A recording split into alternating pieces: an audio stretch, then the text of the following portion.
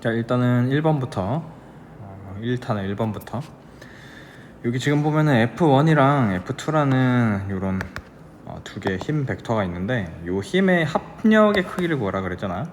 그냥 단순히 크기를 더하는 게 아니고 벡터 합성을 해야 되는 거죠. 그래서 요런 벡터랑 요런 벡터를 합성을 했을 때는 요거를 이제 평행 이동을 시켜가지고 요 친구를 옆에서 평행 이동 시켜서 옆으로 한 칸 위로 세 칸짜리니까 얘도 옆으로 한 칸 위로 세 칸 요렇게 평행 이동을 해주고, 요 위에 있는 요 파란 선, 요 F1도 요렇게 밑에다 평행 이동을 해주면 요 길이, 요 처음 출발했을 때부터 요 끝까지 요 길이가 합력의 방향이고 크기라고 그랬죠. 그러니까 이 F1과 F2를 더한 합력은 요렇게 되는 거고, 요 화살표가 되는 거고, 이제 이 길이를 구하기만 하면 되는 거지. 그래서 이제 오른쪽으로는 한 칸, 두 칸, 세 칸, 네 칸이고, 위로는 한 칸, 두 칸, 세 칸인 요런 힘 벡터가 되니까 3, 4, 3의 제곱 더하기 4의 제곱, 피타고라스 쓰면 3의 제곱 더하기 4의 제곱 루트 씌우면 5가 되죠. 그래서 요 힘은 5다 이렇게 구할 수가 있다는 거.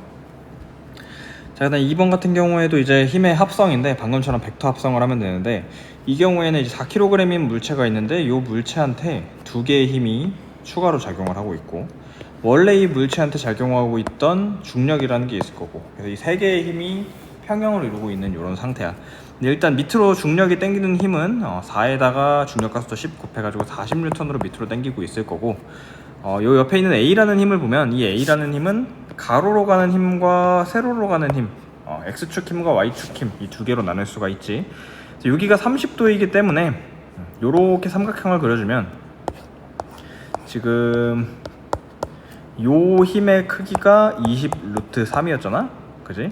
그럼 이 가로축으로 가는 힘과 세로축으로 가는 힘의 크기가 1대 2대 루트 3이라는 걸 알 수가 있으니까, 이렇게 오른쪽 왼쪽으로 당기려는 요 힘이 요거의 절반 10 루트 3이 되는 거고, 위로 당기려는 게 1대 루트 3, 그래서 30 이렇게 되는 거야.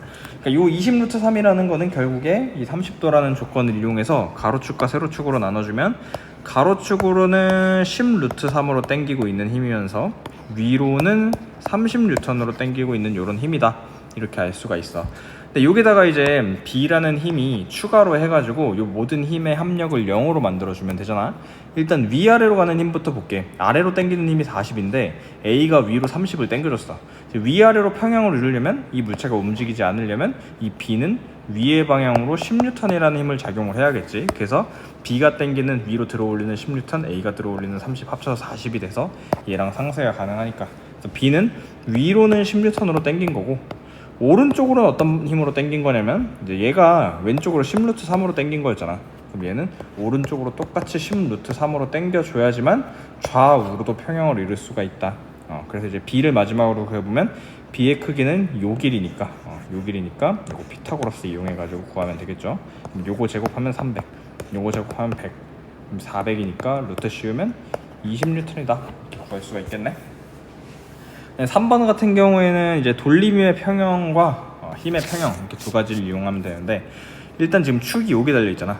축이 여기 달려 있으니까 이 축을 기준으로 했을 때 요 2kg이라는 놈은 결국 중력가속도 G를 곱해주면 20N이라는 힘이 작용을 하는 거고, 얘는 40N이라는 힘이 작용을 하고 있는 그런 상황이야.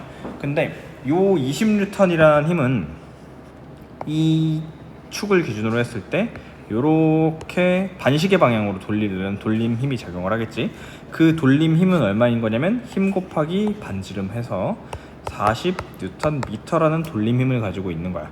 자, 그 다음 이 4kg인 놈은 힘이 40N인데, 요 놈 같은 경우에는 요 축을 기준으로 했을 때 요렇게 시계 방향으로 돌리려고 힘이 작용을 할 거고, 반지름이 4니까 4 곱하기 힘 160 Nm라는 이런 돌림 힘이 작용을 하고 있을 거야. 그래서 이제 합쳐주면, 이 40이랑 얘랑 합쳐주면 결국에 120이라는 돌림 힘이 이쪽 방향으로, 시계 방향으로 작용을 하고 있을 거야. 근데 이제 돌아가지 못하게 요 F1이 막았잖아. 그럼 이 F1이 얼마로 막아야 이게 안 돌아갈 수가 있냐면, 이 F1이 이쪽 방향으로 120Nm라는 돌림 힘으로 돌려주면, 이 반시계로 돌아가려는 거 160, 시계로 돌아가려는 거 160, 이래서 평형을 이뤄가지고 이 시소가 돌아가지 않을 수 있다 이 말이지. 그래서 얘는 돌림 힘이 120Nm여야 돼. 근데 반지름이 지금 3이잖아. 그럼 120이 되려면 요 힘의 크기 자체는 40N이어야 된다. 힘 곱하기 반지름 해서 120이 나와야 된다. 이렇게 알 수가 있어. 그래서 F1은 40N이 되는 거고. 자, 그래서 F1이 40N이 되는 순간 일단 돌림힘이 평행이기 때문에 요 가운데 있는 요 막대기는 이제 돌아가지 않아. 빙글빙글 회전하지 않아.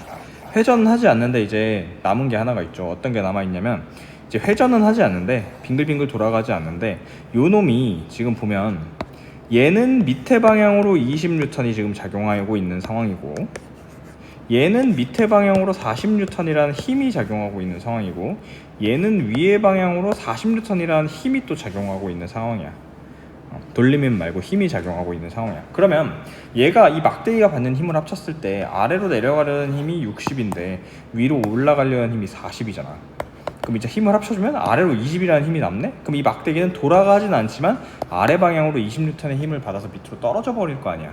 근데 이게 떨어지지 않고 이 상태에 딱 유지가 되려면 이 받치는 힘이 그 20을 감당해줘가지고 위로 들어올리는 거 60, 아래로 내려가려는 거 60. 그래서 힘의 평형을 이뤄서 위아래로도 움직이지 않아야 된다. 그래서 F2는 20이다. 이렇게 구할 수가 있는 거. 자, 그 다음에 이 친구 같은 경우에는 등속 원운동을 하는 행성에 대한 문제인데 일단 이렇게 질량 M인 놈이 속력 V로 등속 원운동을 하려면 얘는 구심력을 반드시 받아야지만 이렇게 등속 원운동을 할 수가 있죠. 질량 M인 놈이 반지름 R에서 속력 V로 등속 원운동을 할 때 필요한 힘은 구심력은 R분의 MV 제곱이다. 그지?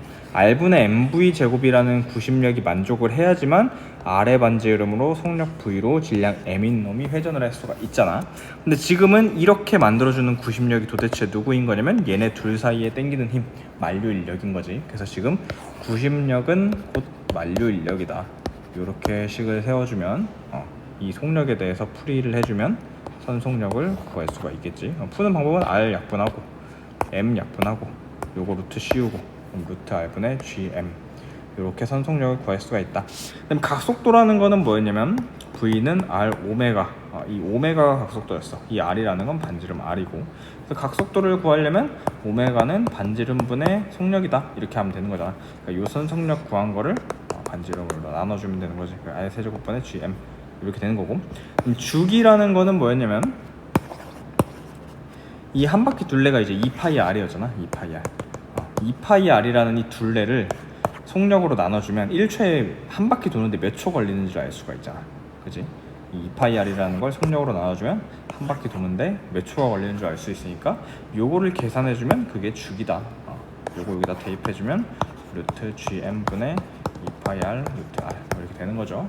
요거를 구할 수가 있다. 자, 그 다음에 이제 요 문제는 얘는 이제 등속 원운동하는 물체고 얘는 타원 운동하는 물체인데 우리 물투 교과서 사항에서 나와 있기를 요게 이제 반지름이 L인 요 등속 원운동하는 궤도랑 이 긴 반지름이 L인 타원 운동하는 경우랑 이 한 바퀴 도는데 걸리는 시간, 그러니까 주기가 똑같다. 요렇게 이제 우리가 배웠단 말이야. 그치? 얘가 한 바퀴 도는 주기랑 긴 반지름이 똑같이 L일 때 얘가 한 바퀴 도는 주기랑 똑같다 이렇게 배운 상태야. 자, 근데 지금 보면은 얘는 한 바퀴 도는데 T라는 시간이 걸린다는 건 이제 문제에서 주어져 있어. 근데 얘가 보면 D에서 A로 이동하는데 걸리는 시간이 요만큼인데 요만큼 이동하는데 걸리는 시간이 뭐 예를 들어 3초면 A에서 B까지 이동하는 걸리는 시간이 1초래. 그러니까 요 넓이가 이제 1이면 요 넓이는 3이다 뭐 이런 상황인 거지.